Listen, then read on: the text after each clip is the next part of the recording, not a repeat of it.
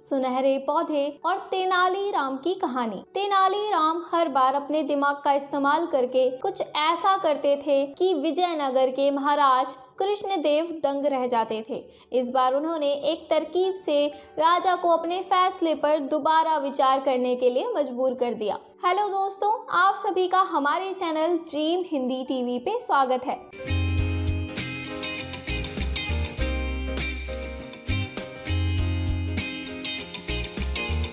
आज हम लेकर आए हैं आपके लिए सुनहरे पौधे और तेनालीराम की कहानी। तो कहानी की शुरुआत करने से पहले अगर आप हमारे चैनल ड्रीम हिंदी टीवी पर नए हैं तो पहले जल्दी से जाके चैनल को सब्सक्राइब कीजिए ताकि ऐसी ही अमेजिंग वीडियोस आपको देखने को मिल सके।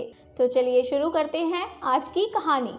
हुआ यूं कि एक बार राजा कृष्णदेव किसी काम के चलते कश्मीर गए। वहां उन्हें एक सुनहरे रंग का खिलने वाला फूल दिखा। तो फूल महाराज को इतना पसंद आया कि वो अपने राज्य विजयनगर लौटते समय उसका एक पौधा अपने साथ लेकर आ गए। महल पहुंचते ही उन्होंने माली को बुलाया।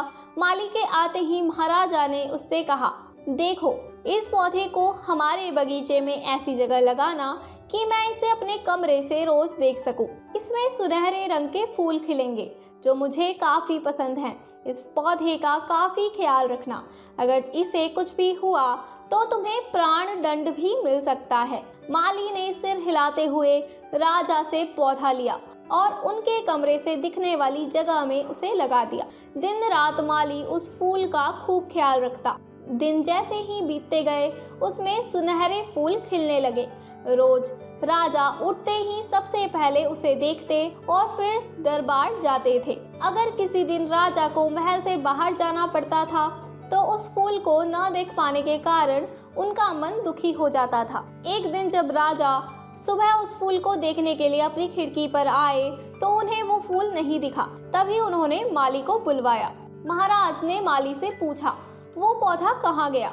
मुझे उसके फूल क्यों नहीं दिख रहे हैं? जवाब में माली ने कहा, साहब, उसे कल शाम को मेरी बकरी खा गई। इस बात को सुनते ही उनका गुस्सा 7वें आसमान पर पहुंच गया। उन्होंने सीधे राजमाली को 2 दिन बाद मौत की सजा सुनाने का आदेश दे दिया। तभी वहां सैनिक आए और उसे जेल में डाल दिया। माली की पत्नी को जैसे ही इस बारे में पता चला वो दरबार में राजा से फरियाद करने पहुंची। गुस्से में महाराज ने उसकी एक बात न सुनी। रोते रोते वो दरबार से जाने लगी। तभी एक व्यक्ति ने उसे तेनालीराम से मिलने की सलाह दी। रोते हुए माली की पत्नी ने तेनालीराम को अपने पति को मिली सजा के बारे में और उस सुनहरे फूल के बारे में बताया। उसकी सारी बात सुनकर तेनालीराम ने उसे समझा बुझाकर घर भेज दिया।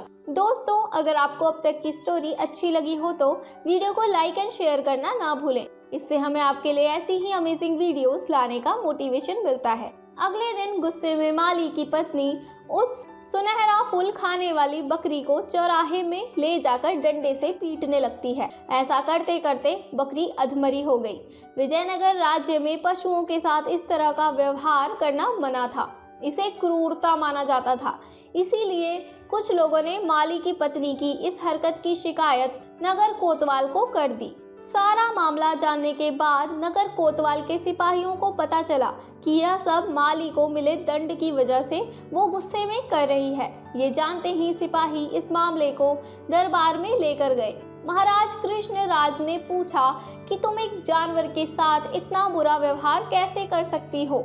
ऐसी बकरी जिसके कारण मेरा पूरा घर उजड़ने वाला है। मैं विधवा होने वाली हूँ और मेरे बच्चे अनाथ होने वाले हैं। उस बकरी के साथ कैसा व्यवहार करूं महाराज? माली की पत्नी ने जवाब दिया। राजा कृष्णराज ने कहा, तुम्हारी बात का मतलब मैं समझ नहीं पाया। ये बेजुबान जानवर तुम्हारा घर कैसे उजाड़ सकता है? उसने बताया, साहब, ये वही बकरी है जिसने आपके सुनहरे पौधे को खा लिया था। इसकी वजह से आपने मेरे पति को मौत की सजा सुना दी है। गलती तो इस बकरी की थी, लेकिन सजा मेरे पति को मिल रही है। सजा असल में इस बकरी को मिलनी चाहिए, इसलिए मैं इसे डंडे से पीट रही थी।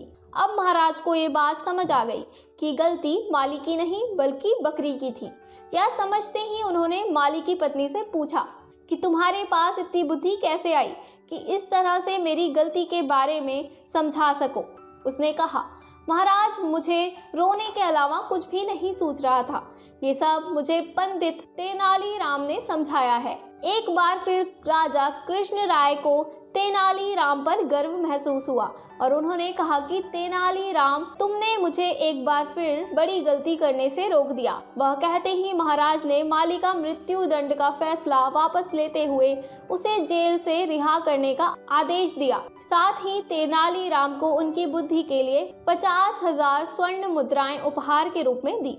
कहानी की सीख, समय से पहले कभी भी हार नहीं माननी चाहिए।